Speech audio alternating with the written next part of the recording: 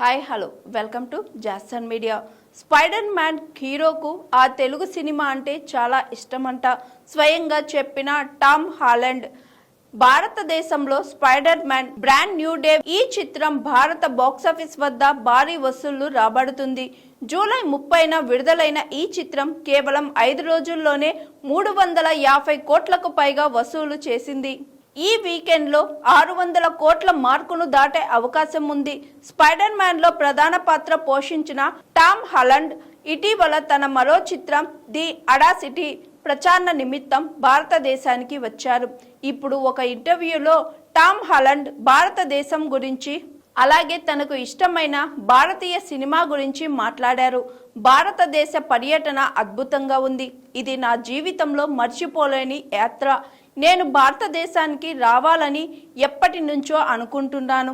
మళ్ళీ ఇక్కడికి రావడానికి నేను చాలా ఉత్సాహంగా ఉన్నానని చెప్పడానికి సంతోషిస్తున్నాను.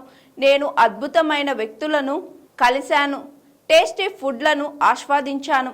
అలాగే అద్భుతమైన అంబానీ కల్చరల్ సెంటర్ను చూసే అవకాశం లభించింది. మొత్తంగా నేను ఇండియాలో అత్యంత అద్భుతమైన సమయాన్ని గడిపాను. మీరు ఏదైనా భారతీయ సినిమా చూసారా అని ఇంటర్వ్యూలో అడగ్గా టామ్ హాలండ్ నేను RRR సినిమా చూశాను, అది నాకు చాలా నచ్చింది అని అన్నారు. రాజమౌళి దర్శకత్వంలో రామ్ చరణ్ మరియు జూనియర్ ఎన్టీఆర్ నటించిన RRR సినిమా టామ్ హాలండ్కు నచ్చిందట. ఈ క్రమంలో RRR సినిమా తనకు నచ్చిందని టామ్ హాలండ్ చెబుతున్న ఒక వీడియో క్లిప్ను RRR టీమ్ సోషల్ మీడియాలో షేర్ చేసింది.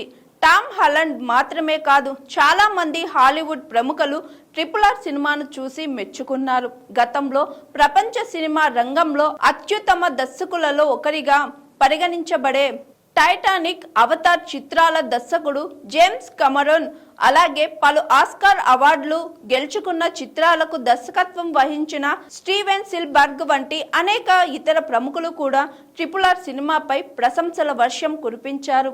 కాగా టామ్ హాలండ్ చాలా సంవత్సరాలుగా స్పైడర్ మ్యాన్ పాత్రను పోషిస్తున్నారు.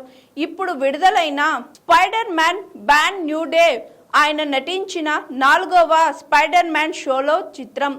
కానీ ఇదే ఆయన చివరి చిత్రం అని అంటున్నారు. తదుపరి స్పైడర్ మ్యాన్ చిత్రంలో ఈ పాత్రను కొత్త హీరో నటించనున్నాడని తెలుస్తుంది.